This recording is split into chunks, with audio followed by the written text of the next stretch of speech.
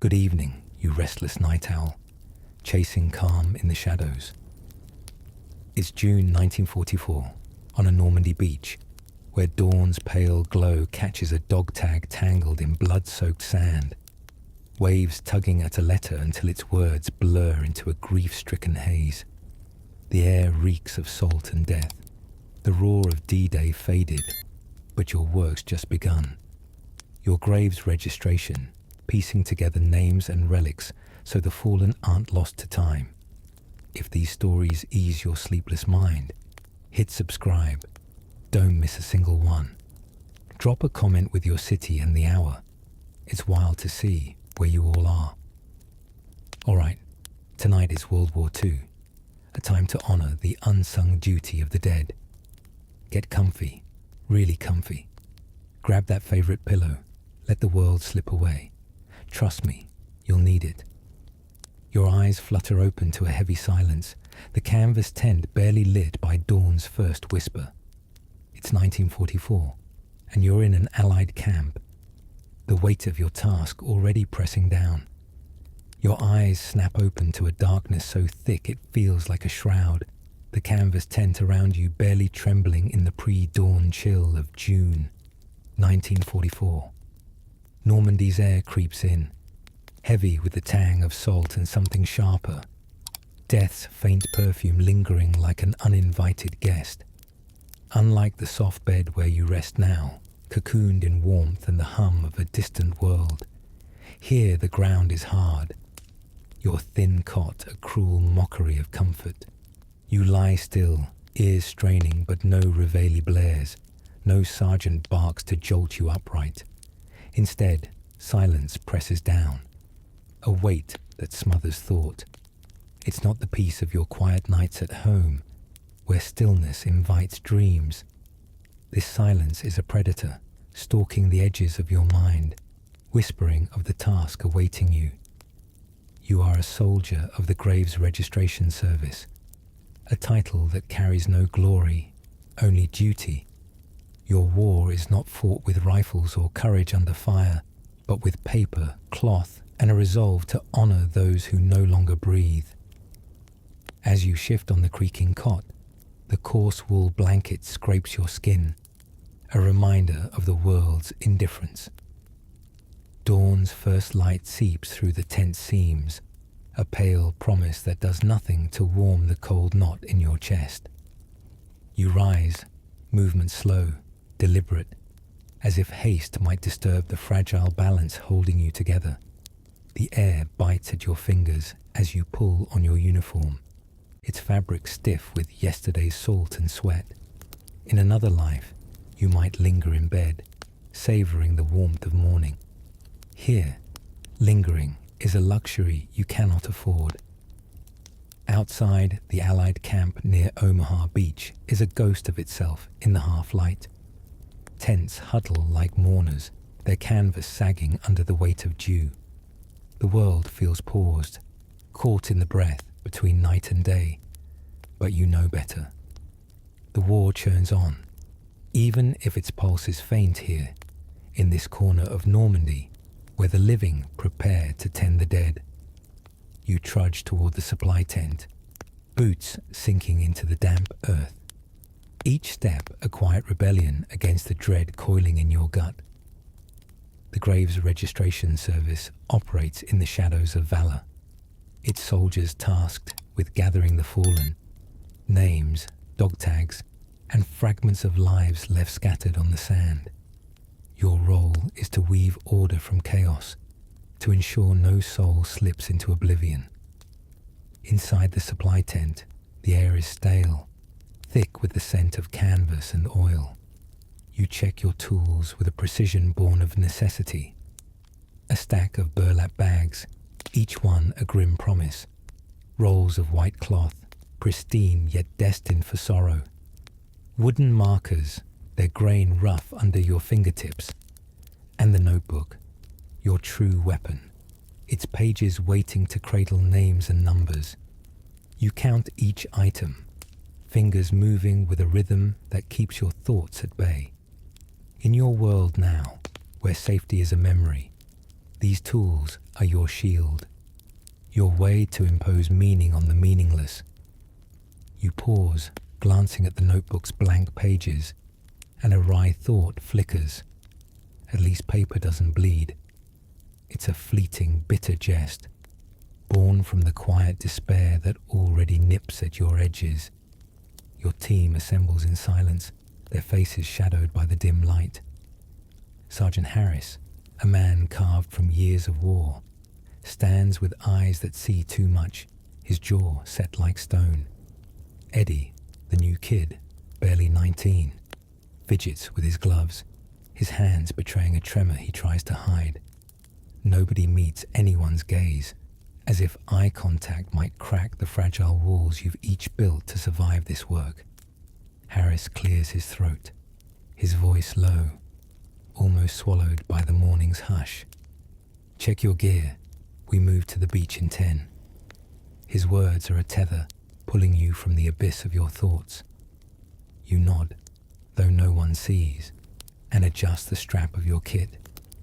The weight feels heavier than it should, a metaphor you're too tired to unravel. As you step outside, the camp stirs faintly. Distant clinks of mess kits, the murmur of men preparing for their battles. But your war is different, fought not against enemies, but against anonymity. The Graves Registration Service was born from the chaos of World War I, when too many soldiers vanished into unmarked graves, their names lost to the mud. By 1944, the army had refined the process, but the task remained brutal. Locate, identify, record, and bury. Every dog tag you recover, every letter you salvage, is a defiance against war's erasure. You think of home, where the living sleep soundly, unaware of this silent labor. Here, you carry the weight of those who will never return, their stories entrusted to your trembling hands. Eddie lingers near you, his breath visible in the chilly air. How do you do it? He whispers, voice cracking like thin ice. How do you start? You want to offer wisdom, but your fear is a shadow you can't outrun. One at a time, you say, the words falling like stones. It's not an answer, not really, but it's all you have. A mantra to anchor you against the tide of what's to come. Harris overhears, his lips twitching in what might be a smile or a grimace. One soldier at a time, kid, he echoes, his voice rough but steady. That's the only way. You clutch your notebook tighter, its edges biting into your palm, and a dark thought slips through. At least the dead don't rush you. The irony stings, a quiet jab at the absurdity of your task. The beach lies just beyond the camp, its sands scarred by the fury of D-Day. You've heard the stories, waves red with blood, men cut down before their boots touch shore. Now the battle has moved inland, leaving behind a harvest of loss you must reap. As you approach, the silence deepens, broken only by the rhythmic sigh of the sea. Your boots crunch on the sand, each step a reminder of the lives that ended here. In your mind, you see your bed, soft and warm, a sanctuary where nightmares are only dreams. Here, nightmares are your duty, etched in the faces you'll soon meet. You take a breath, steadying yourself, and whisper that mantra again, one soldier at a time. The dawn brightens, but it offers no warmth, only the stark light of what lies ahead. The supply tent looms before you, its sagging canvas a frail barrier against the Normandy dawn, where the air carries a chill that seeps into your bones. It's June 1944, and the world beyond this camp hums with the distant clatter of war. But here, in this dim pocket of quiet, you ready yourself for a different battle. Your fingers, stiff from the morning cold, fumble with the flap, and as you step inside, the scent of damp cloth and metal greets you like an old wound. This is no armory stocked with gleaming rifles. It's a shrine to memory, filled with tools that bear the weight of finality. You move with purpose, though each step feels like wading through a tide of dread, knowing the beach awaits, its sands heavy with stories you must unearth. You begin your ritual, a meticulous dance of necessity.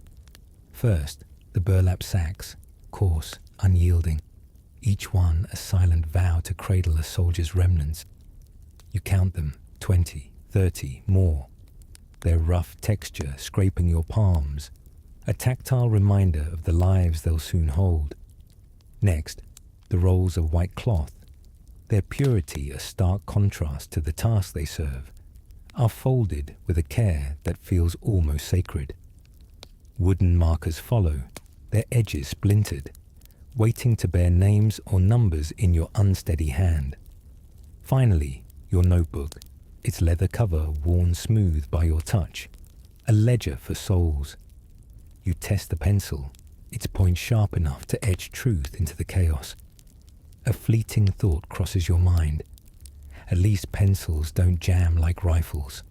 The dark jest vanishes as quickly as it came, swallowed by the gravity of your purpose. Sergeant Harris stands nearby, his silhouette a constant in this shifting world. His eyes, shadowed by years of seeing too much, scan the supplies with a precision that borders on reverence. 10 minutes, he says, his voice a low rasp, as if speaking too loudly might disturb the dead. You nod, though he doesn't look your way, and turn to the task of organizing your kit. The protective suit you don hangs heavy, its thick fabric a barrier not against bullets, but against the intimacy of decay. You pull it on, the weight settling over your shoulders like a mantle of responsibility. Unlike the soldiers who donned helmets and charged into gunfire, your armor is this suit, your weapon the meticulous record you'll keep. The thought stings with irony. You're shielded not from death, but from its touch. Eddie, the young recruit, hovers at the tent's edge, his hands twitching as he adjusts his gear. His face is pale, eyes darting as if searching for an escape from what lies ahead. "What if I mess it up?" he mutters, almost to himself, his voice barely carrying over the rustle of canvas. You want to reassure him, but words feel inadequate, like trying to patch a wound with whispers. Harris overhears, his head tilting slightly. "Don't think, kid. Just do. Name tag, belongings. That's all they ask of you." His words are blunt, a lifeline thrown across the void of Eddie's fear. You catch a flicker of something in Harris's tone, resignation perhaps, or the ghost of his first day. It's a reminder that even he, the unyielding sergeant, once stood where Eddie does now. You double-check your notebook, flipping through its pages to ensure no creases will obscure your work. The Graves Registration Service, born from the muddy lessons of the Great War, demands precision. In 1918, too many soldiers vanished into nameless graves, their families left with nothing but absence.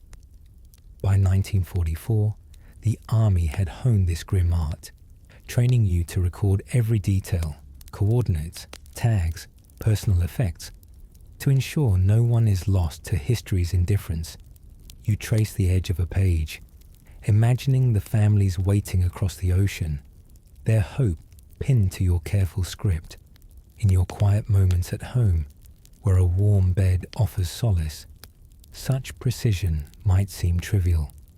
Here, it's a lifeline, a promise to those who can no longer speak for themselves. The tent grows quieter as the team finishes their preparations, each man lost in his thoughts. You notice the way they move, deliberate, mechanical, as if routine could shield them from the weight of their task. Eddie fumbles with a roll of cloth, dropping it into the dirt.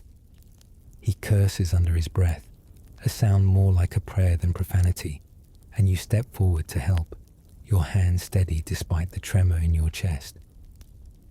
"It's just cloth," you say, the words softer than you intended. He meets your gaze for a moment, gratitude flickering before he looks away. A wry thought surfaces. At least the cloth doesn't care if it's dropped. The humor is fleeting, a spark in the dark, born from the need to find something, anything to lighten the load. Harris steps to the center of the tent, his presence commanding despite the weariness etched into his face. "Beach detail today," he says, his voice cutting through the silence like a blade. "Start at the waterline, work inward. Every tag, every item, every name. No mistakes." His words are a map, guiding you through the chaos to come. You adjust your kit, the burlap sack slung over your shoulder, their weight a constant reminder of what's ahead. The beach is not just sand and sea, it's a graveyard, each grain marked by loss. You think of the soldiers who stormed these shores, their courage now a memory you must preserve. Your role is not to fight, but to remember, to ensure their sacrifice endures beyond the tide. As you step toward the tent's exit, the dawn outside grows sharper, its light slicing through the haze. The camp around you stirs faintly, distant voices, the clank of equipment.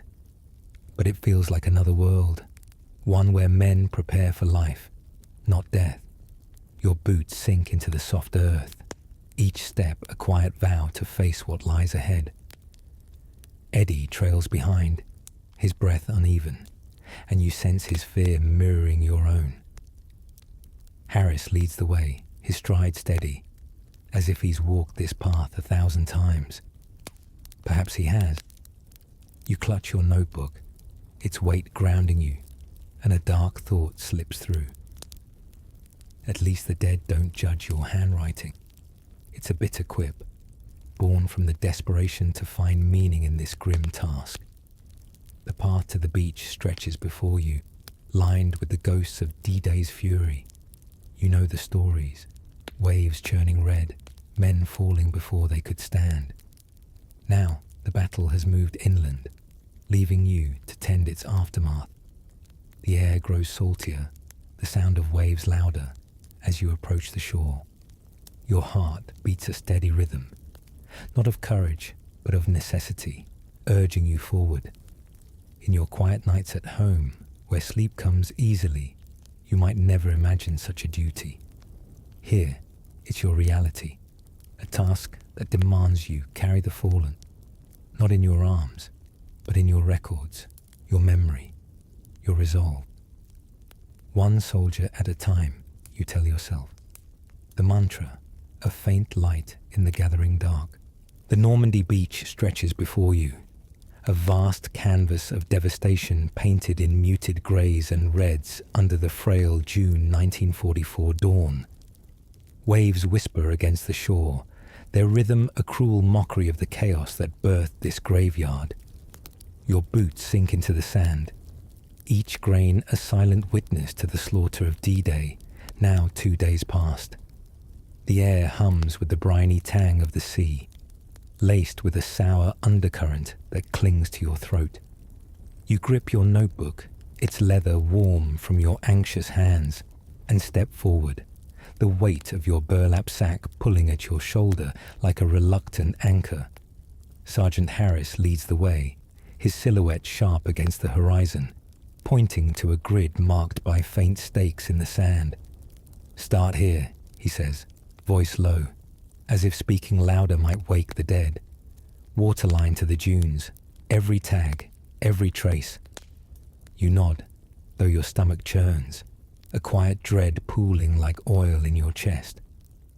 The first body lies ahead, a young soldier sprawled face up, his uniform torn, eyes fixed on a sky that offers no answers. His stillness is absolute, a statue carved from war's cruel hand. You kneel, sand grinding into your knees, and your breath catches, not from the cold, but from the intimacy of this moment. Back home, where your bed cradles you in safety, death is a distant concept. Here, it's a presence, cold and unyielding under your fingertips. Your hands move with practiced precision, though they tremble as you reach for the dog tag around his neck.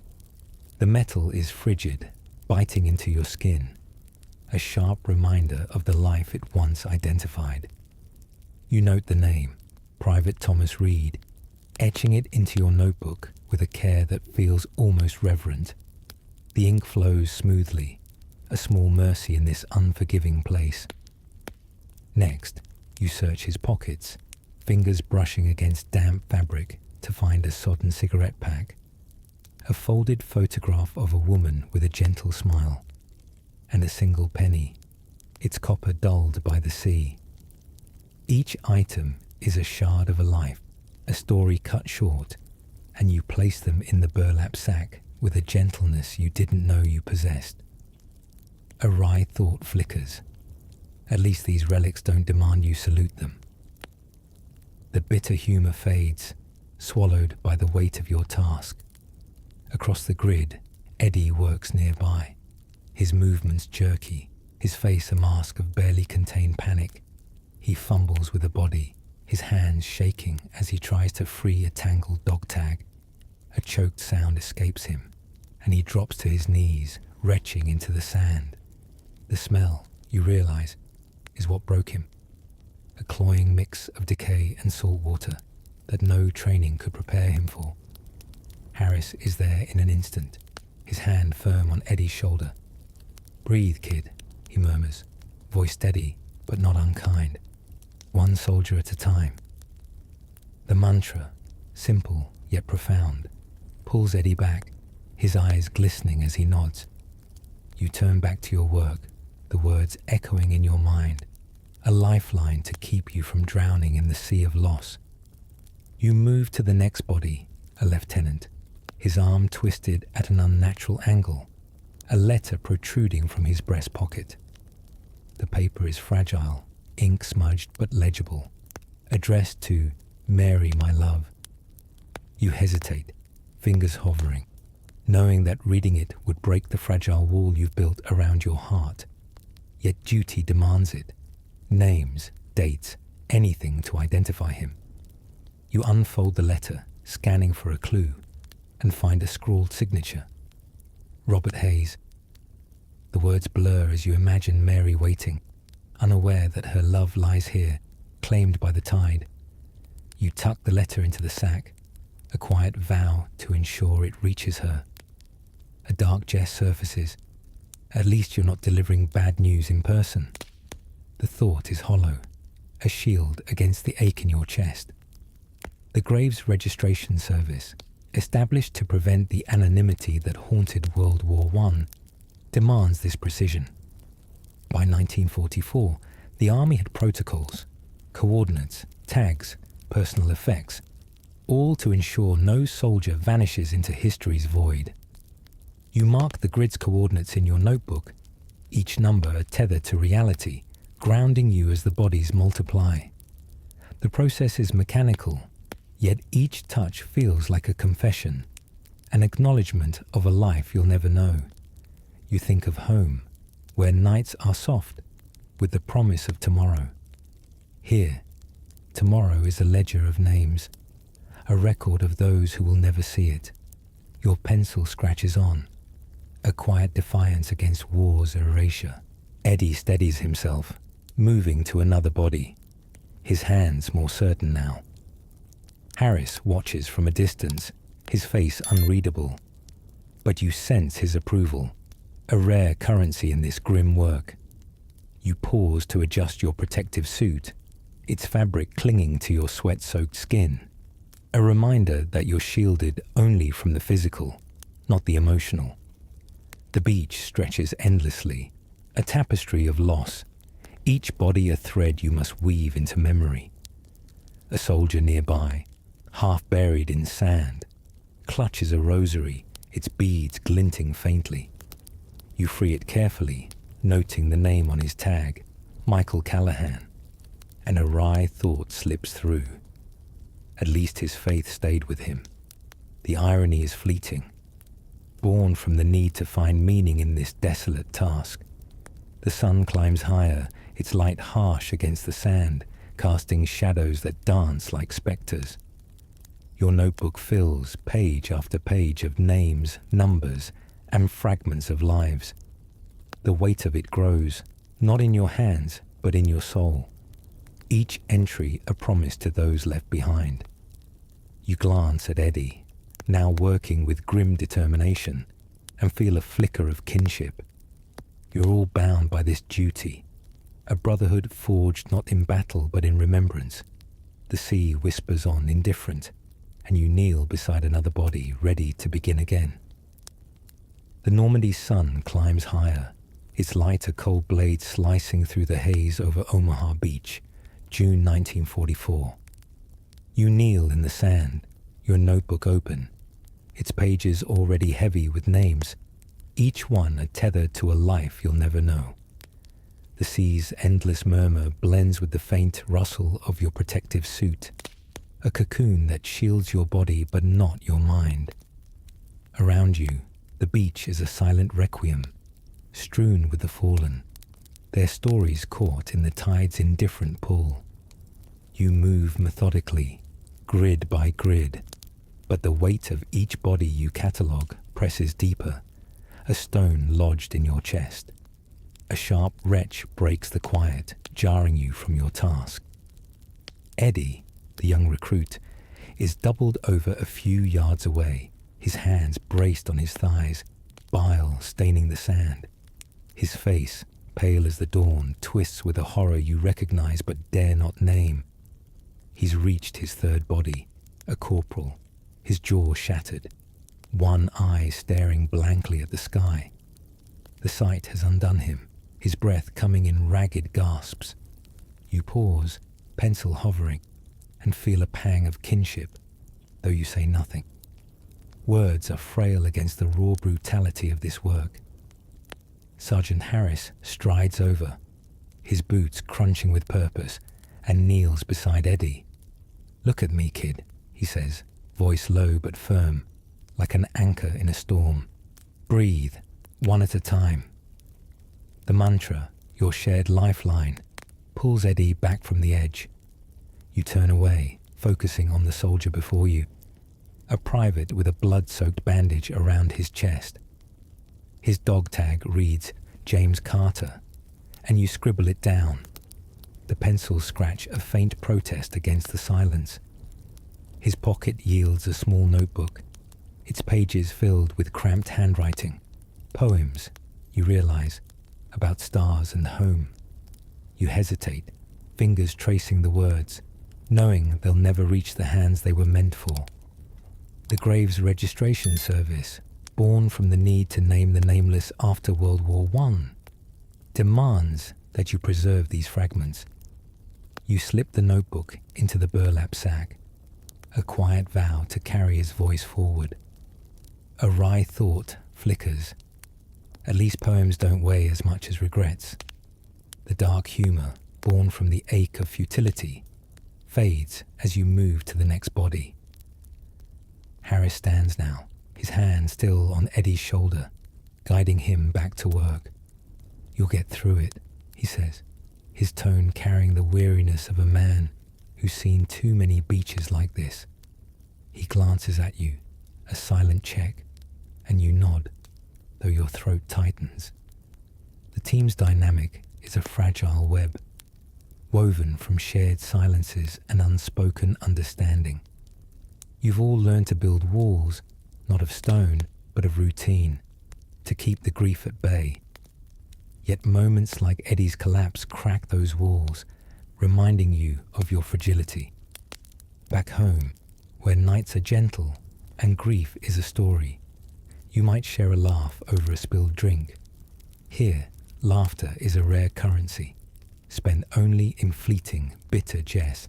You move to another grid, where a sergeant lies, his hand clutching a locket, its surface etched with a delicate rose. You pry it open, revealing a tiny photograph of a child, her smile a dagger to your resolve. Your fingers falter, and for a moment, you see your own family, waiting across the ocean, unaware of the shadows you carry. You shake the thought away, recording the name, William Tate, and placing the locket in the sack. The act feels like theft, stripping a man of his last connection to life. A dark quip surfaces. At least he doesn't need the locket anymore. The thought is a shield, a desperate attempt to distance yourself from the pain, but it crumbles under the weight of the locket's warmth in your hand. Harris calls a brief halt, gathering the team beneath a dune's shallow shelter. The wind carries the sea's salt, stinging your eyes, but you're grateful for the pause. Eddie sits, head bowed, wiping his mouth with a trembling hand. "How do you keep going?" he asks, voice barely above a whisper, directed at no one in particular. Harris pulls a cigarette from his pocket, lights it, and exhales a cloud that mingles with the morning mist. "You don't," he says, his eyes distant. "You just move. North Africa taught me that.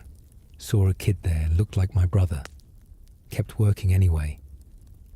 His confession, raw and unadorned, binds you closer, a thread of shared humanity in this desolate task. You nod, understanding the cost of looking too long at any face. The Graves Registration Service, by 1944, is a machine of precision, designed to ensure no soldier vanishes into history's void. Yet precision feels hollow when you're cataloguing lives reduced to tags and trinkets. You think of the families waiting, their hope pinned to your careful records. Each name you write is a bridge between the fallen and those they left behind, a fragile link you must not break. In your quiet nights at home, where sleep is a gentle embrace, such responsibility is unthinkable. Here, it's your burden, a duty that carves itself into your soul with every stroke of your pencil. You glance at Eddie, now standing, his face set with grim resolve, and feel a flicker of pride, not for yourself, but for the team that endures. As you return to the grid, the sun burns away the haze, exposing the beach's grim tapestry. A rifle lies abandoned, its stock splintered, a silent witness to the violence that passed. You step over it, focusing on the next body, a medic with a Red Cross armband, his kit spilled across the sand. You collect his tags, noting the name, David Walsh, and a small Bible, its pages swollen with seawater. The words within, once a source of comfort, now feel like a taunt.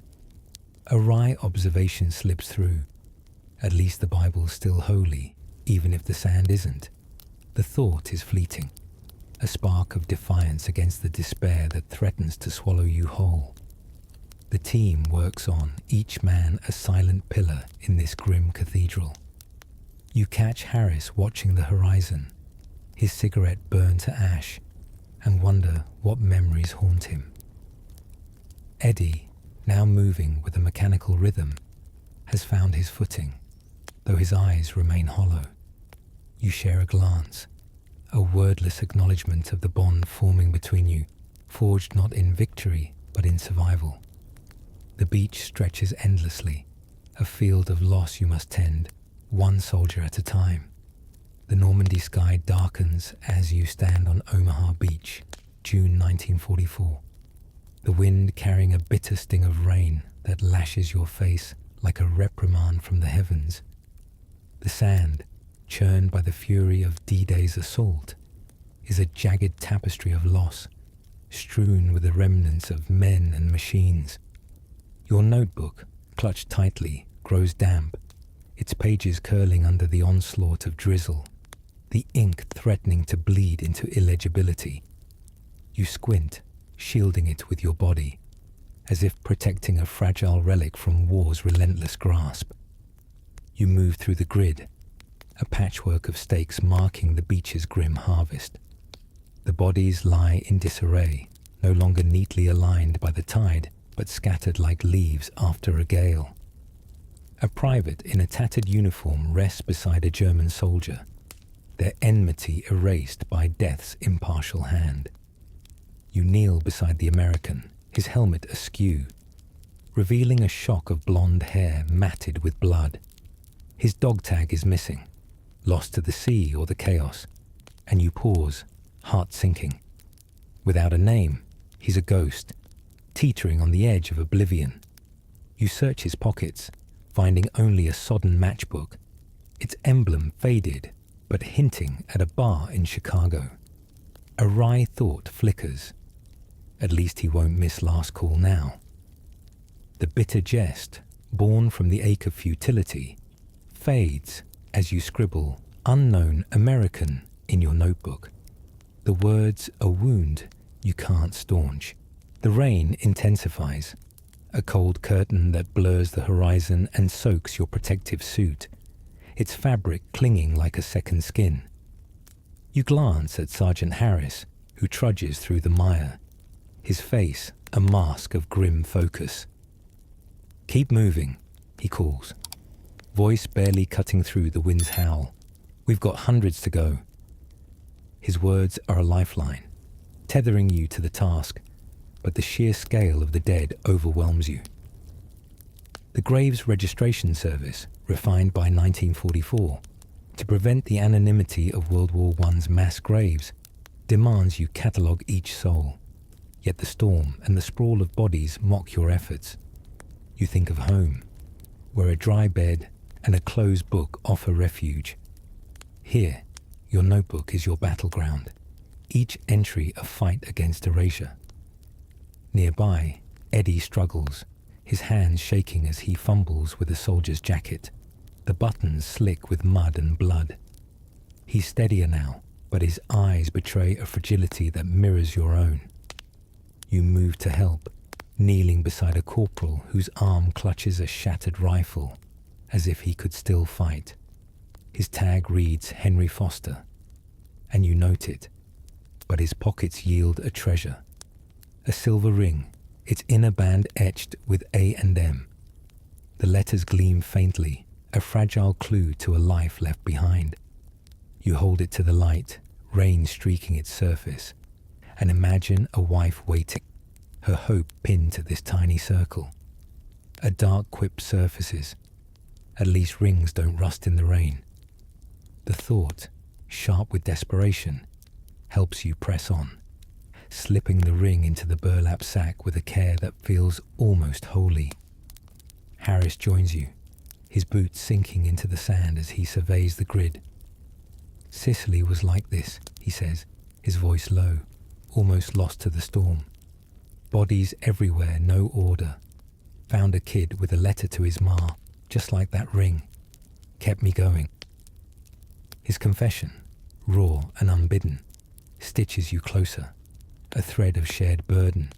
You nod, unable to speak, and return to your work, the rain a relentless drumbeat against your resolve. The corporal's face, frozen in a grimace, haunts you, but you force your eyes to the notebook, its pages now a sodden mess. You memorize the details: Henry Foster, grid B12, silver ring, knowing the ink may not hold. In your quiet nights at home, where memories are soft and fleeting, such details fade.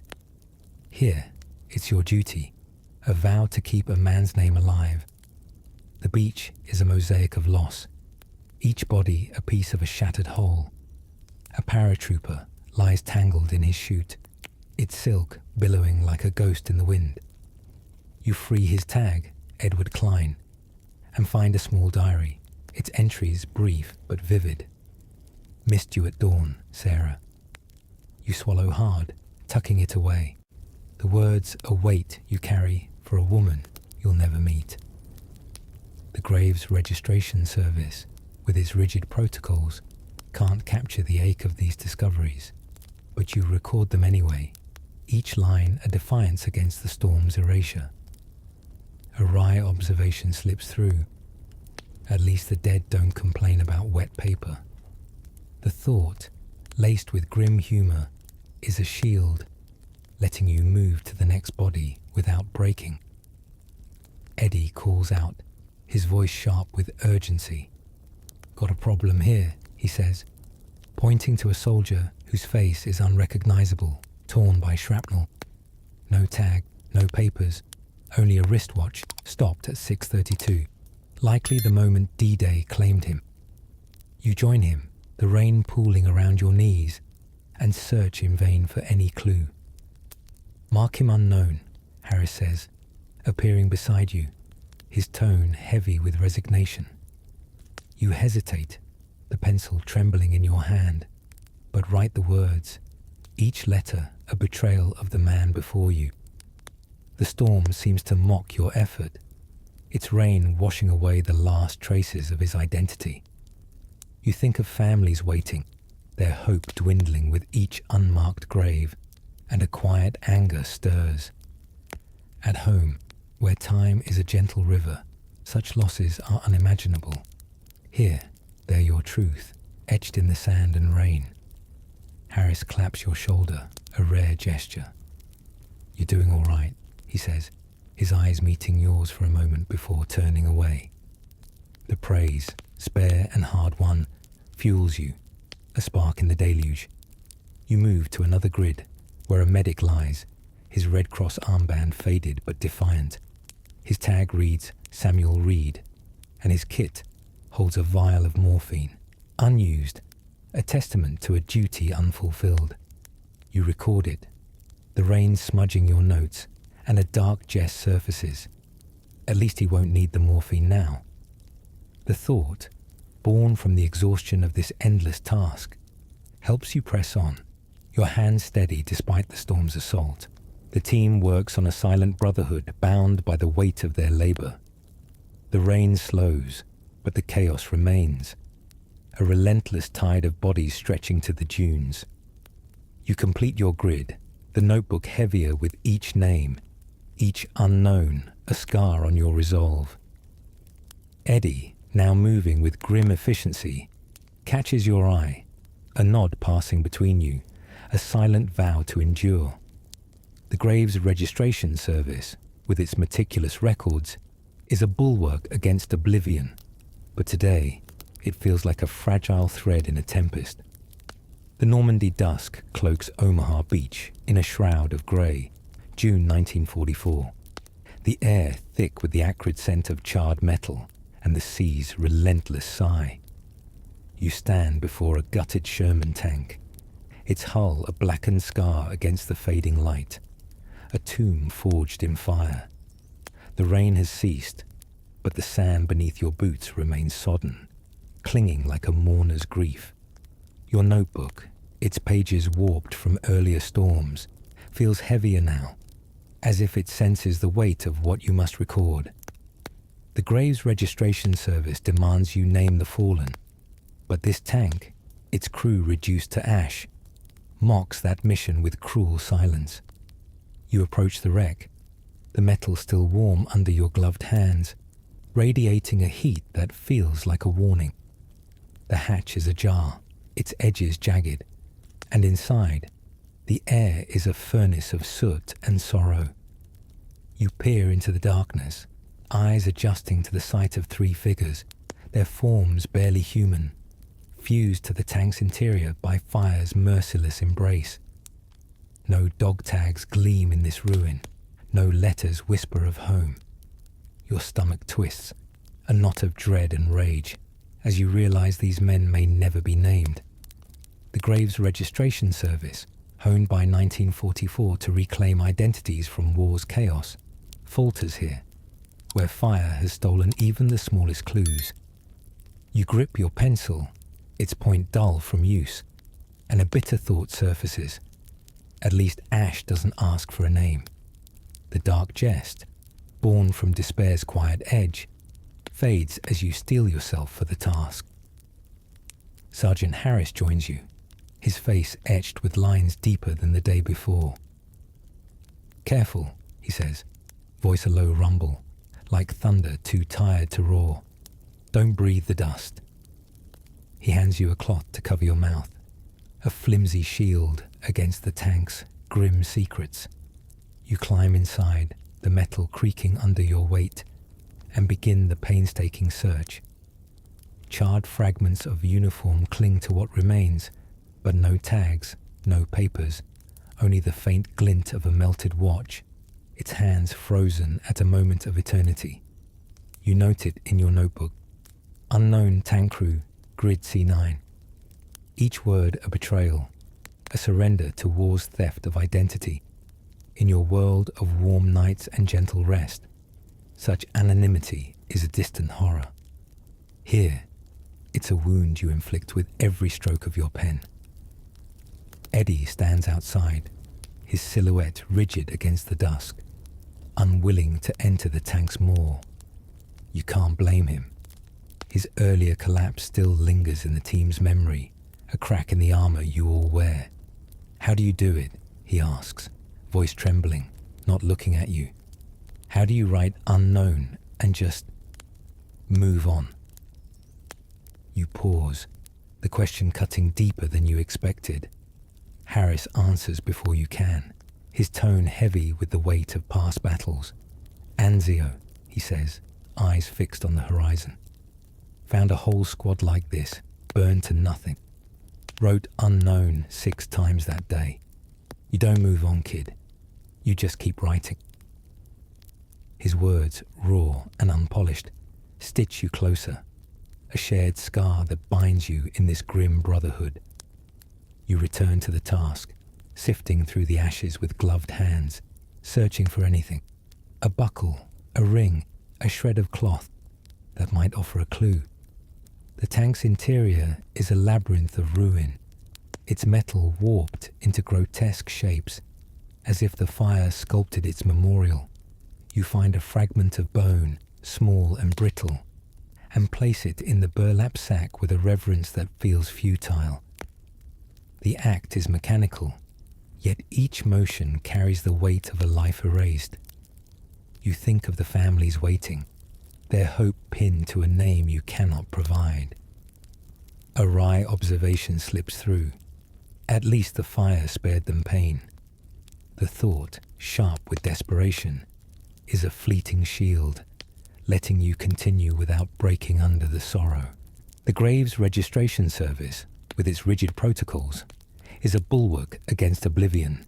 But here, it feels like a fragile thread stretched taut. In World War I, countless soldiers vanished into unmarked graves, their names lost to history's indifference. By 1944, the army had trained you to prevent that fate. But this tank, this pyre, defies your efforts. You record the coordinates, the watch, the absence of identity, each detail a quiet rebellion against war's erasure. Back home, where nights are soft with the promise of tomorrow, such labor is unimaginable.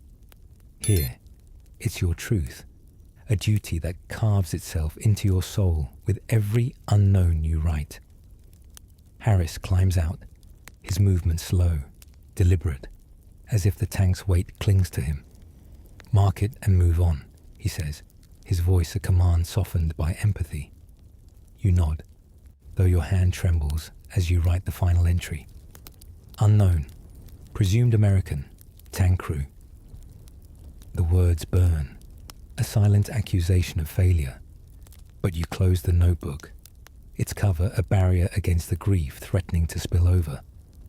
Eddie watches, his eyes hollow but steady, and you see a flicker of resolve in him, born from Harris's words and your shared silence.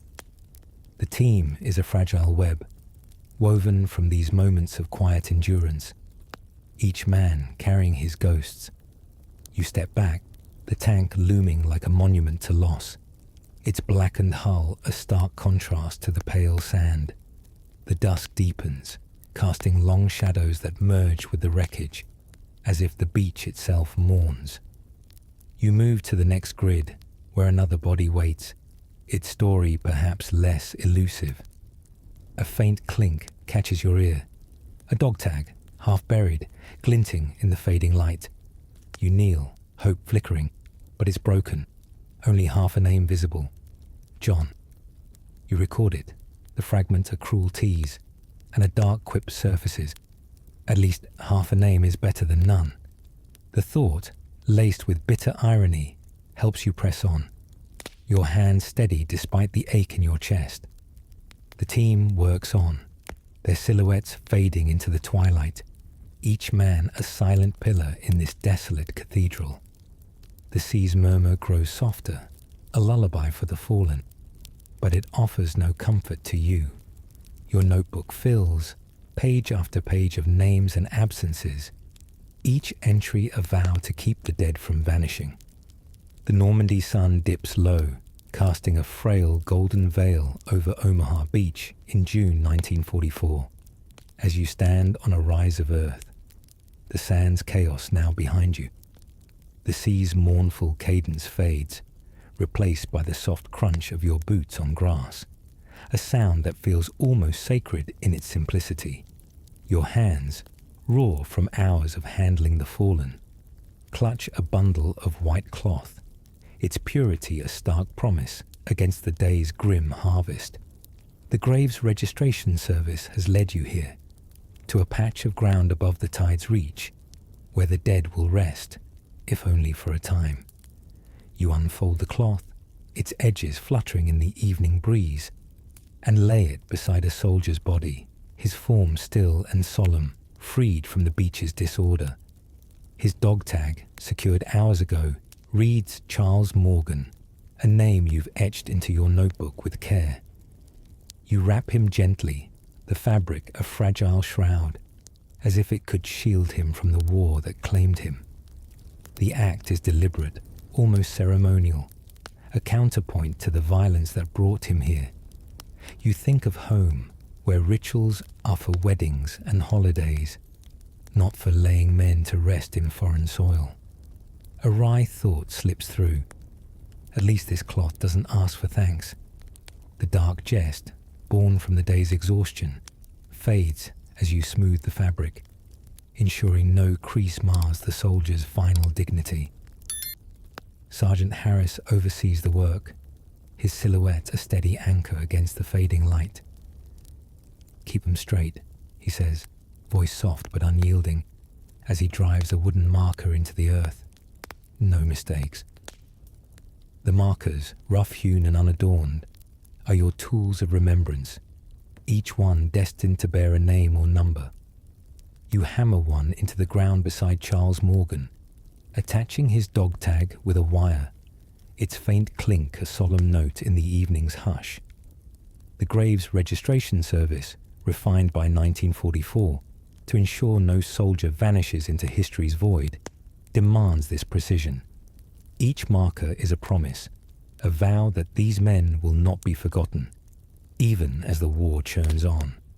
Your hands ache, but you drive the stake deep, a quiet defiance against oblivion. Eddie works beside you, his movement steadier now, though his eyes carry a haunted glint. He wraps another soldier, his hands trembling less than before, as if the rhythm of the task has begun to anchor him.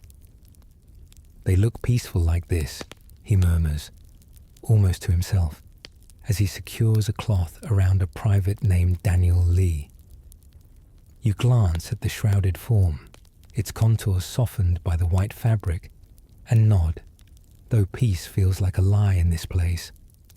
The burial ground, a patch of earth carved from the chaos of Normandy, is no cemetery with marble stones, but it's a sanctuary of sorts, a place where the fallen are no longer scattered. A dark quip surfaces. At least they're not arguing over who gets the best spot. The thought, sharp with desperation, helps you move to the next body. The team works in near silence. The only sounds the rustle of cloth, the thud of hammers, and the distant lap of waves. You kneel beside a corporal, his tag reading Joseph Klein, and find a small pocket knife in his gear, its handle worn smooth by use.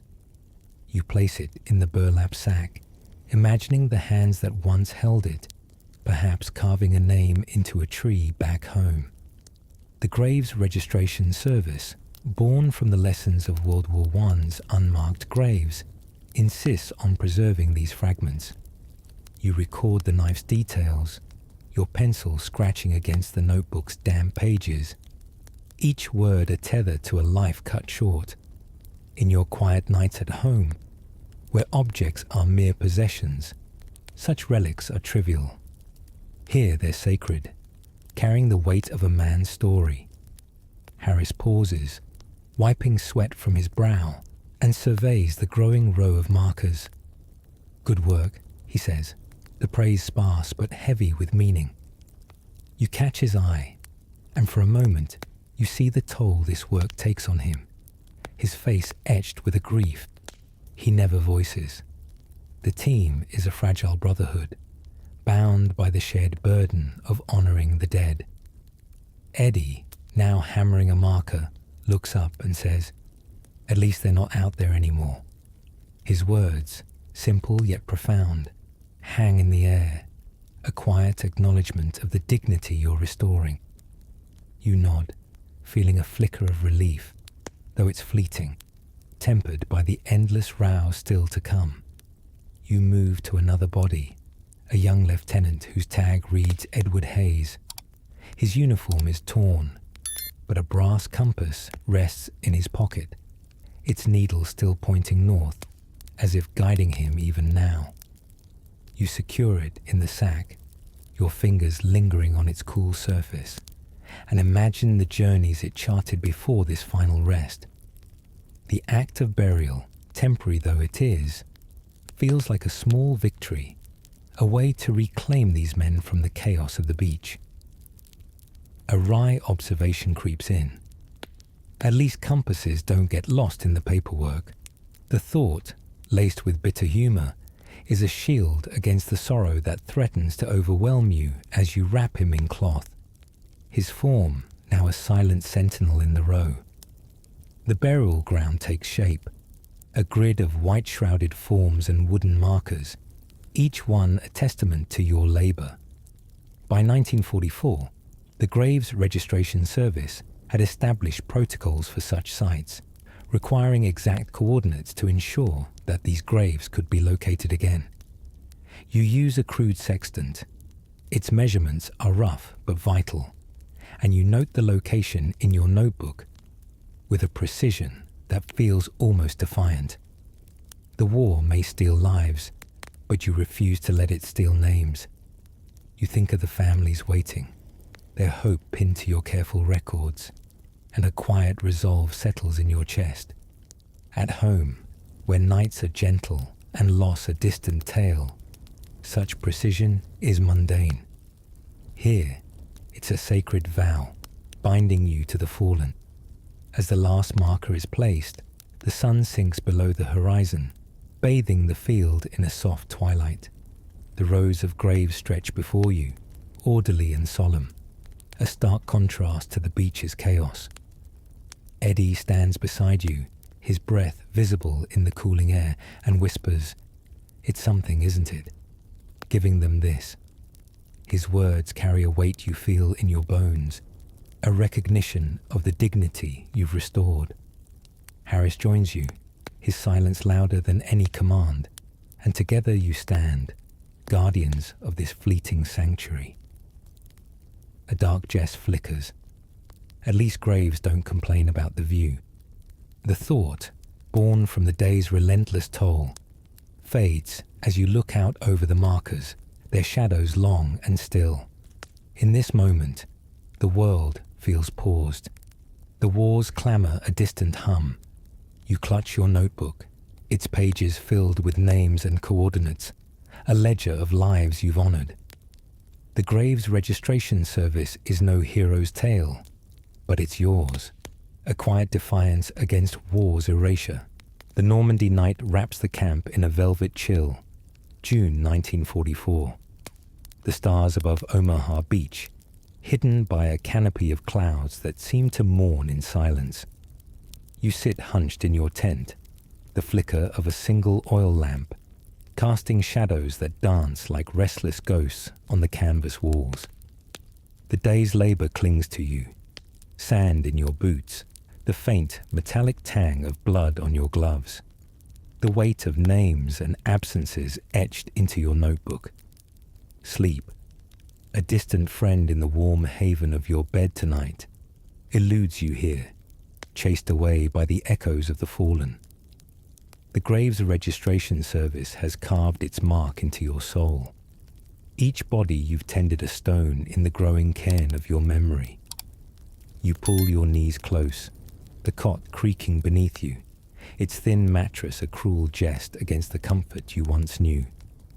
The lamp's glow catches a small object in your hand, a silver locket, salvaged from a soldier whose name you recorded hours ago, Benjamin Cole. Its surface is etched with a delicate vine, and inside, a faded photograph of a woman with eyes that seem to plead across time. You shouldn't keep it out, shouldn't linger on its weight, but your fingers refuse to let go. The day's work, wrapping bodies, hammering markers, inscribing coordinates, has left you hollow. Yet this locket fills the void with a quiet ache. A wry thought slips through. At least lockets don't ask why they're left behind. The dark humor, born from the day's relentless toll, fades as you trace the vine's pattern, wondering who waits for Benjamin's return. Outside, the camp is a hush of exhaustion. The distant murmur of sentries, the only sign of life. You hear Eddie's cot creak in the next tent, his restless shifting a mirror to your unease. The boy has grown quieter since his collapse on the beach, his eyes carrying a shadow that wasn't there yesterday. You want to call out, to offer some comfort, but words feel like pebbles thrown into a void. Instead, you open your notebook, its pages a litany of the day's labor. Charles Morgan, Joseph Klein, Edward Hayes, and too many marked unknown. The grave's registration service, by 1944, is a bulwark against oblivion, its protocols designed to ensure no soldier fades into history's fog. Yet tonight, those protocols feel like a fragile prayer, whispered against the roar of war's indifference. You set the locket aside and picked up a crumpled letter, one you found tucked inside a soldier's jacket, its ink blurred but legible. "Dear Emma," it begins. The words a fragile bridge to a life you'll never know. The soldier, Private Samuel Grant, wrote of a home, of a farm in Iowa, of a dog named Scout who chased fireflies. You read on, each sentence a dagger, knowing Emma will never see these words unless you ensure they reach her. The act feels futile, a drop of light in an ocean of loss, but it's your duty, a silent vow to carry these fragments forward. A dark quip surfaces. At least letters don't care if you cry over them. The thought, sharp with the sting of despair, helps you fold the letter carefully, placing it in a sack for safekeeping. Sergeant Harris's voice breaks the silence, low and rough, from the tent's entrance. "Can't sleep either?" He steps inside, his face haggard in the lamplight, and sits on an empty crate, pulling a cigarette from his pocket. The match flares, casting his eyes in a fleeting glow, and he exhales a cloud that curls like a spectre. "Tunisia was worse," he says, unprompted, his voice a threadbare tapestry of memory. "Found a kid there, looked like my cousin. Wrote to his folks myself. Never got a reply." His confession, raw and unadorned, binds you closer, a shared wound in the quiet of the night. You nod, unable to speak, the locket's weight still heavy in your palm. The grave's registration service, born from the chaos of World War I, demands you preserve these stories. But tonight, the task feels like gathering ashes after a fire.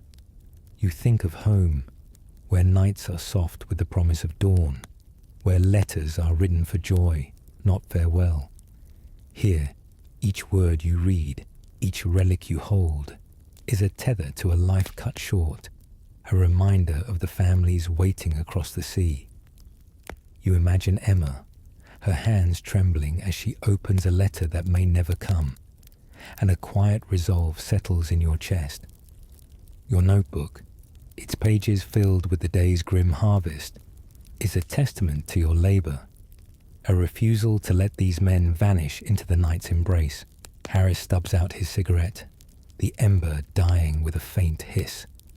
You'll get used to it, he says, though his tone suggests he never has. Or you won't. Either way, you keep going. He stands, his shadow stretching long across the tent, and leaves you alone with your thoughts. You pick up the locket again, its vine pattern catching the light, and imagine Benjamin's life, the woman, the home, the dreams now entrusted to you. A wry observation flickers. At least lockets don't haunt your dreams. The thought, laced with the bitterness of sleepless nights, helps you set it aside, though the ache remains, a quiet companion in the dark. You lie back on the cot, the canvas above you a blank canvas for the day's images. Shrouded bodies, wooden markers, names and absences. Sleep hovers just out of reach, taunted by the weight of what you've seen. Eddie's cot creaks again, and you hear him whisper, one soldier at a time, as if the mantra could ward off the night's ghosts. You echo it silently, a prayer to steady your trembling heart. The Normandy night deepens, June 1944. The camp, a cluster of shadows pierced only by the faint glow of your oil lamp, its flame trembling like a heartbeat in the dark. You sit on the edge of your cot, the canvas tent around you a frail cocoon against the chill that seeps through the seams. Your hands, still dusted with the day's sand, cradle a single letter, its paper softened by the sea's touch, but heavy with a soldier's last words. The grave's registration service has no protocol for what you're about to do. No regulation demands you write to the families of the fallen. Yet here you are, pen poised above a blank sheet, driven by a need to bridge the chasm between this war-torn shore and the homes left behind. The letter you hold belongs to Sergeant John Miller, a name you recorded days ago on Omaha Beach, his photograph still vivid in your mind. A woman's face, her smile a beacon in the soldier's pocket. The words, smudged but legible, speak of love, of a promise to return, of a life planned in a small Ohio town. You set it aside, your paper crisp under the lamp's glow, and begin to write. Dear Mrs. Miller. The words feel inadequate, a whisper against the roar of loss. You pause, the pen's weight a quiet accusation, and imagine her waiting, her hope pinned to a mailbox that will soon deliver grief. A wry thought flickers. At least letters don't flinch when you break their hearts. The dark jest, born from the ache of this impossible task, fades as you press on, choosing words to soften a truth you cannot change. You write slowly, each sentence a careful stitch in a wound you'll never see. Your son fought bravely, you pen, though you know only that he fell on the sand, his photograph clutched tight. The lie is gentle, a gift to a mother who deserves more than silence. He carried your picture, a reminder of home. That at least is true, a fragment of John Miller's story you can offer.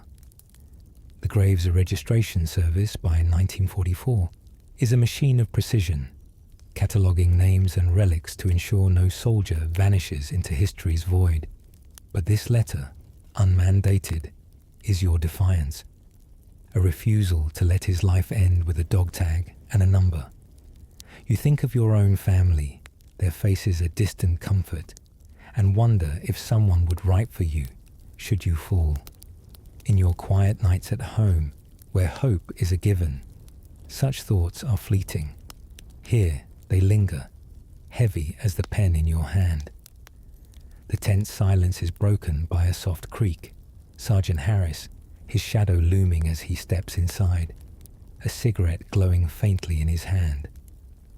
Still up? He asks, voice low, as if afraid to disturb the night's fragile peace. He sits on a crate, exhaling smoke that curls like a ghost in the lamplight.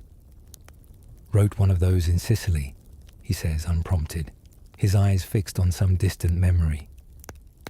Kid named Tommy left a letter for his sister, sent it myself, never heard back. His confession, raw and unguarded, binds you closer, a shared act of defiance against war's erasure. You nod, the pen steady now, and write on, each word a vow to carry John Miller's story beyond the beach. The letter grows, a tapestry of careful truths and gentle omissions. You describe the photograph, the way it was folded with care, as if John held it close in his final moments. You avoid the details, the blood, the sand, the stillness of his form, knowing they would only deepen her pain. Instead, you offer a glimpse of honor, of a son who faced the war with courage, though you know only the fragments you've gathered. A dark quip surfaces. At least you're not delivering this news in person. The thought, sharp with the sting of desperation, helps you continue, your hand steady despite the ache in your chest. The Graves Registration Service trains you to record, not to feel, but this letter is your rebellion, a bridge to a mother who will never know your name. Eddie's voice drifts from the next tent, a soft murmur as he talks in his sleep, the words indistinct but heavy with the day's toll. You pause, listening, and wonder if he dreams of the beach, of the faces you've both seen. The team is a fragile web, woven from shared silences and unspoken grief, each man carrying his burden. You return to your letter, the lamps flicker casting shadows that seem to watch, silent witnesses to your task. He was not alone, you write, a half-truth that feels necessary, a comfort for a mother who will never know the chaos of Omaha. In your world of warm beds and gentle nights, such letters are relics of a bygone era. Here, they are a lifeline, a way to honor the fallen beyond the cold precision of your notebook. Harris rises, his cigarette stubbed out, the ember dying with a faint hiss. Don't stay up too long, he says, his tone soft but firm. Tomorrow's another day. He leaves, his shadow swallowed by the night, and you're alone again, the letter your only company. You finish it, signing simply, a soldier, a nod to the anonymity of your role. The words feel inadequate, a whisper against the scream of loss, but they are all you have. You fold the letter, tucking it with John Miller's photograph, and a quiet resolve settles in your chest. A wry observation slips through. At least paper doesn't judge your words. The thought, laced with the bitterness of sleepless nights, helps you set the letter aside, though its weight lingers. The tent is silent now, the lamp's flame steady, a beacon in the dark. You lie back on your cot, the canvas above you a blank slate for the day's memories. Shrouded bodies, wooden markers, names you've carried. Sleep hovers just out of reach, taunted by the faces you've seen, the stories you've held. The Graves Registration Service is no hero's tale, but it's yours, a duty that demands you weave meaning from loss. You think of Emma, of the mothers and wives waiting across the ocean, their hope pinned to your careful words. The Normandy summer of July 1944 unfurls like a tattered banner, its warmth a faint reprieve as you trudge through a French countryside scarred by war's relentless march. The beaches of Omaha lie behind you, their sands now a distant memory, replaced by fields of shattered hedgerows and villages reduced to rubble. Your boots sink into mud churned by tanks, the air thick with the scent of churned earth and faint gunpowder, a reminder that the front lines are never far. The Graves Registration Service moves with the Allied advance, your team a shadow trailing the living, tasked with gathering the fallen from fields and forests where battles still echo. You carry your kit, burlap sacks, white cloth, wooden markers, slung over your shoulder, the familiar heft a constant companion. The team travels in a battered truck, its engine groaning as it navigates cratered roads, the canvas flapping like a weary flag. Sergeant Harris sits up front, his eyes scanning the horizon, ever watchful for signs of lingering danger. Eddie, beside you, clutches his notebook, his knuckles white, his face set in a grim resolve that has grown since the beach. The countryside is a patchwork of destruction, a burned-out barn, its timbers jutting like broken bones, a church steeple, half collapsed, pointing accusingly at the sky. You pass a field where poppies bleed red against the green, their beauty a cruel irony amidst the wreckage. A wry thought flickers. At least flowers don't need dog tags. The dark jest, born from the exhaustion of endless loss, fades as you brace for the day's task. The truck halts near a copse of trees, their branches splintered by artillery, leaves scattered like forgotten prayers. Harris steps out, his voice cutting through the morning's hush. Spread out. Check the clearing first, then the woods. You nod, your boots sinking into the soft earth as you approach the field, where bodies lie scattered, their forms half hidden by tall grass. The first is a paratrooper, his chute tangled around his neck like a noose, his eyes closed as if in sleep. You kneel, heart pounding, and free his dog tag. Lieutenant Paul Evans. The silk cords, once his lifeline, now bind him to this earth, a grim reminder of the fall that ended him. You note his name, your pencil scratching against the notebook, and a dark quip surfaces. At least he landed softer than most. The thought, laced with bitter irony, helps you move on. Though the image lingers, the Graves Registration Service, by 1944, is a disciplined machine, its protocols designed to reclaim identities from war's chaos. Yet here, in the fields of France, order feels like a fragile illusion. You search the paratrooper's gear, finding a small sketchbook, its pages filled with drawings of a woman's face, each stroke a testament to a love left behind. You slip it into the burlap sack, its weight a quiet vow to carry his story forward. The act is mechanical, yet each touch feels like a confession, an acknowledgement of a life you'll never know. In your quiet nights at home, where sketches are mere art, such relics are trivial. Here they are sacred, fragments of a soul entrusted to your care. Eddie calls from a nearby ditch, his voice sharp with urgency. Got a tough one here, he says, kneeling beside a soldier whose uniform is shredded, his body torn by shrapnel. No tag, no papers, only a brass lighter, its surface etched with a crude heart. You join him, the grass slick with dew and blood, and search in vain for a name.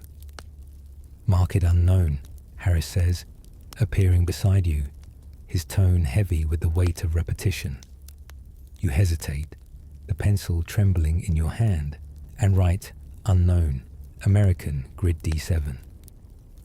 The words burn, a silent accusation of failure, but you close the notebook, its cover a shield against the grief threatening to spill over. A wry observation slips through. At least lighters don't care who they belong to.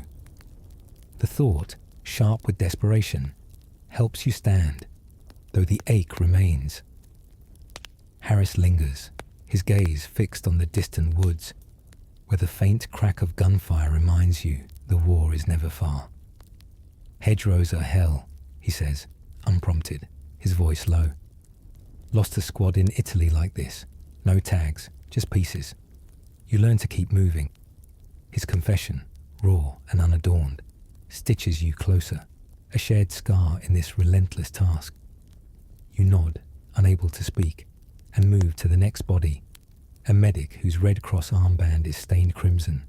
His tag reads Thomas Reed, and his kit holds a small vial of sulfur powder, unused, a testament to a duty unfulfilled. You record it, the notebook's pages filling with names and absences, each entry a defiance against war's erasure.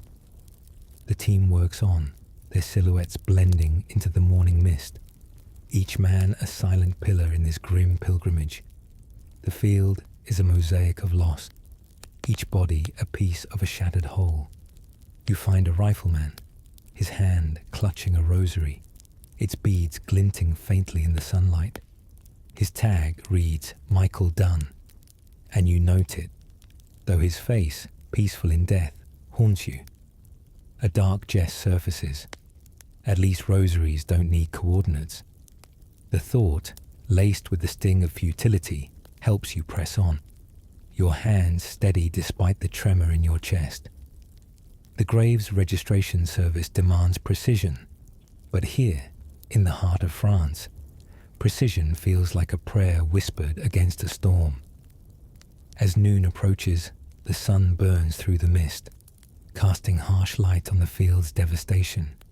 You pause, wiping sweat from your brow, and glance at Eddie, who works with a quiet determination, his earlier fear tempered by necessity. Harris watches from a distance, his face unreadable, but you sense his approval, a rare currency in this work. The team is a fragile web, woven from shared silences and unspoken grief, each man carrying his burden. You think of home, where fields are for harvest, not for gathering the dead. The August sun of 1944 bathes the hills above Saint Laurent in a golden haze, its warmth a fragile gift over a French landscape bruised by war. You stand on a rise overlooking a field, its grass clipped short by your team's labor, now a solemn grid of white-shrouded forms and wooden markers. The air hums with the scent of earth and wildflowers, a deceptive serenity that cloaks the scars of battle. Your hands, calloused from weeks of work, grip a hammer, its weight a steady companion, as you prepare to honor the fallen in this makeshift sanctuary. You drive a marker into the soil, its wood rough against your palm, securing a dog tag that glints faintly, Corporal David Lynch. The name, recorded days ago in a shattered village, now finds its place in this orderly row, a testament to your relentless duty. The cloth-wrapped form beside it lies still, a silent sentinel in a field that feels almost sacred.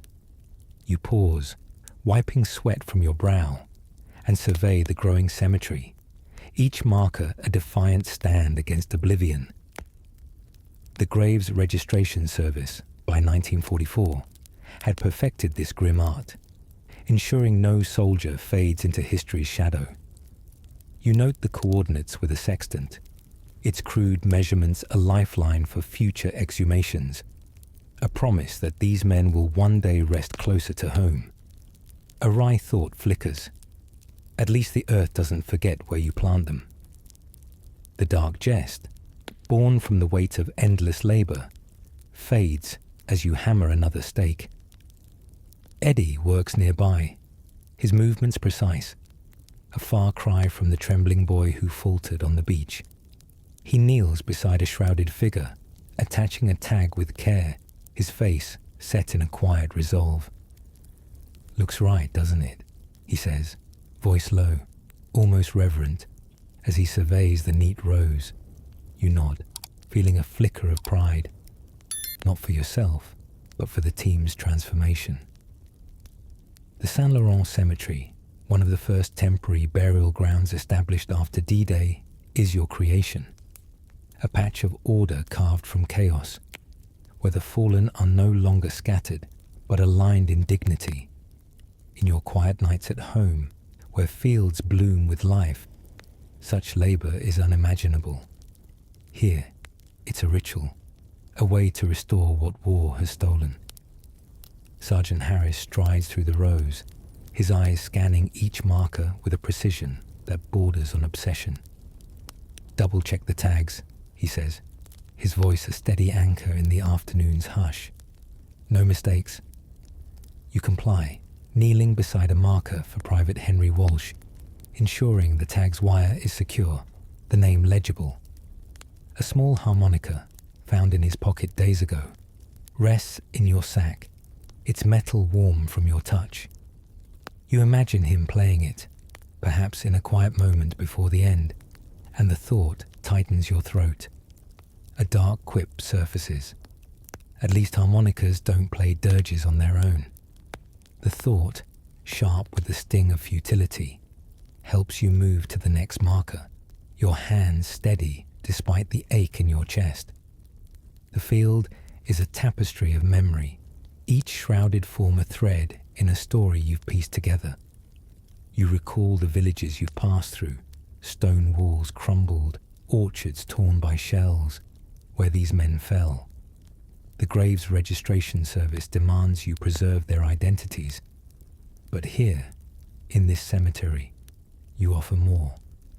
A place where they are not debris but honored dead. You hammer another marker, its thud a solemn rhythm, and think of the families waiting across the ocean, their hope pinned to your careful records. In your world of gentle nights, where sleep is a soft embrace, such responsibility is a distant tale. Here, it's your burden, a vow to ensure these men are remembered beyond the war's clamour. Eddie pauses, wiping dirt from his hands, and offers a faint smile. "Never thought I'd get used to this," he says, gesturing to the rose. "But it feels right somehow." His words, simple yet profound, echo your thoughts. The cemetery, though temporary, is a sanctuary, a place where chaos yields to order. You nod, sharing a glance that speaks of the bond forged in this grim work. Harris approaches, his face softened by the sun's glow, and claps Eddie's shoulder. "You're doing all right, kid," he says, the praise rare and hard-won. A wry observation slips through. At least the dead don't argue over who's buried first. The thought, laced with bitter humour, helps you press on, your hammer striking another marker into the earth. The sun begins to dip, casting long shadows across the field, each marker a sentinel in the fading light. You kneel beside a final body, a lieutenant named Edward Grant, his tag secured, a small pocket watch in your sack, its ticking long silenced. You wrap him carefully, the cloth a gentle embrace, and place him in the row, his marker standing proud. The grave's registration service, with its meticulous protocols, ensures these coordinates will guide others to this place long after you're gone. You think of home, where fields are for harvests, not graves, and a quiet resolve settles in your chest.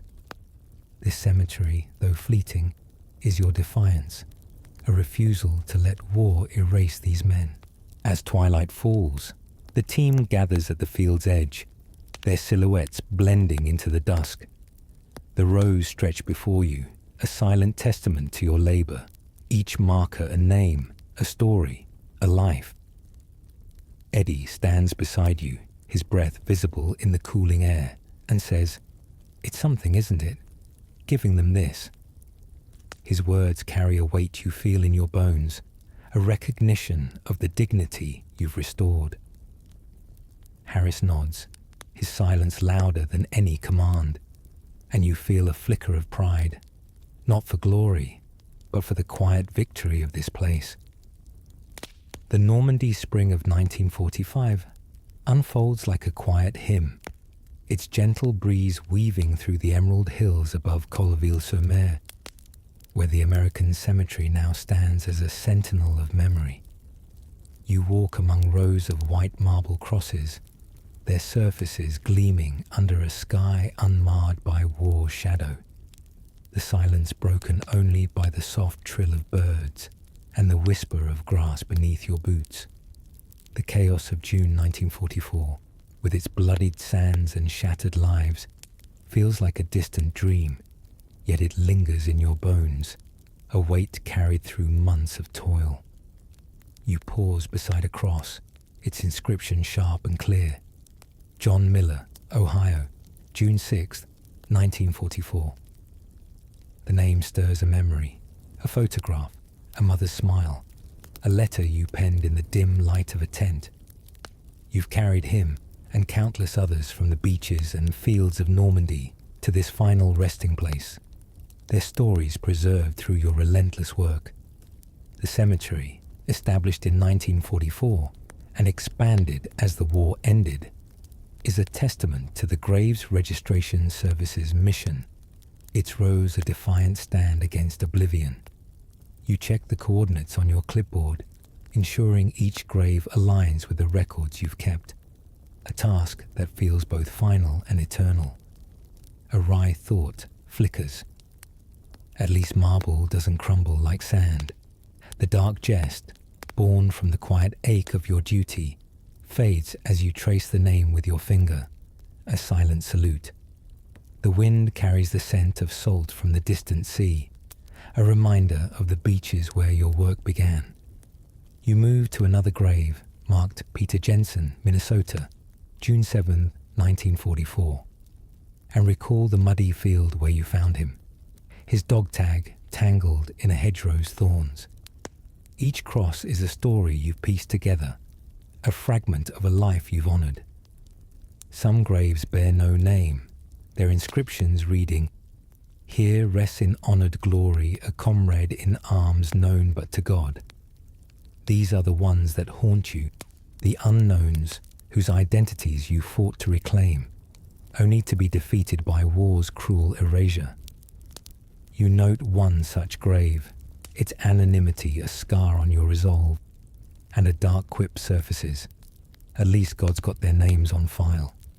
The thought, laced with bitter irony, helps you move on, though the weight remains. Sergeant Harris walks beside you, his stride slower now, the war's end softening the edges of his once unyielding presence. "We did all right," he says, his voice low, almost swallowed by the breeze. His eyes linger on a row of crosses, each one a testament to the months you've spent together.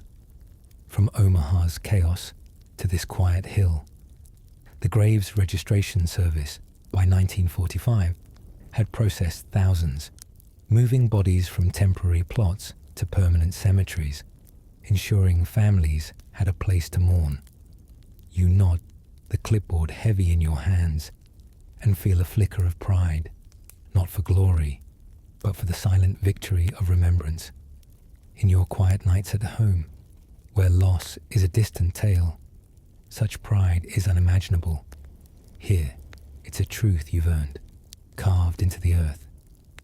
Eddie approaches, his face no longer boyish, but marked by the gravity of your shared labor. "Think they know?" he asks, gesturing to the crosses, his voice soft with wonder. "That we got them here?" You pause, considering the question, and see the boy who once faltered on the beach, now a man shaped by duty. "They know," you say, though the words feel like a prayer, a hope that the fallen sense the care you've given. The cemetery, with its orderly rows and solemn beauty, is your answer to war's chaos, a place where the dead are no longer scattered but enshrined. A wry observation slips through. At least, crosses don't argue over who gets the best view. The thought, sharp with the sting of exhaustion, helps you smile, a rare gift in this place. You move to another grave, its marker reading Thomas Reed, California, June 8, 1944, and recall the medic's armband, crimson with blood, you found in a ditch. His vial of sulfur powder, unused, rests now in a depot, catalogued for his family. The Graves Registration Service demands this precision, ensuring every relic reaches those who wait. You check the grave's alignment, its coordinates matching your records, and feel a quiet satisfaction, a moment of order in a world once ruled by chaos. In your world of gentle nights, where graves are distant and history a book, such tasks are abstract. Here they are your reality, a vow to carry the fallen beyond the war's end. Harris pauses beside a nameless grave, his hand brushing the marble as if to apologize. "Lost too many like this," he says, his voice heavy with unspoken grief. "But we got most of them home."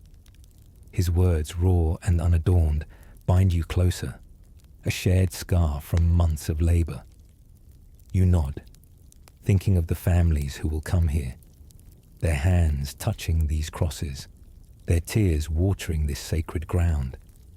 The cemetery, with its 9,000 graves by war's end, is a monument to your work, a place where memory triumphs over oblivion. A dark jest flickers. At least the unknown don't need headstones polished. The thought, laced with the bitterness of your task, helps you move to the next grave, your clipboard a steady companion. As the sun dips low, casting long shadows across the rows, you stand at the cemetery's edge, the sea a distant shimmer below. The crosses stretch before you, a silent choir singing of sacrifice and remembrance. You think of home, where nights are soft with the promise of tomorrow, where graves are places of quiet reflection, not labor. Here, your labor has shaped this place, each marker a name, a story, a life you've preserved. Eddie joins you, his eyes tracing the horizon, and says, "It's something, isn't it? Knowing they're here, not forgotten." His words carry a weight you feel in your bones, a recognition of the dignity you've restored. As Normandy's crosses fade into twilight, you've walked with us, carrying names through war's shadow, weaving memory from chaos. Let your shoulders soften, your breath slow, and sink into your bed's embrace, where peace cradles you. If your eyes linger, share your thoughts below. Where does this tale find you tonight? Tomorrow, another story whispers, ready to guide you into dreams. For now, let the night's gentle hush carry you to rest, grateful for the warmth of home, far from the silent fields of 1944. Sleep well, dear listener, until we meet again under the stars.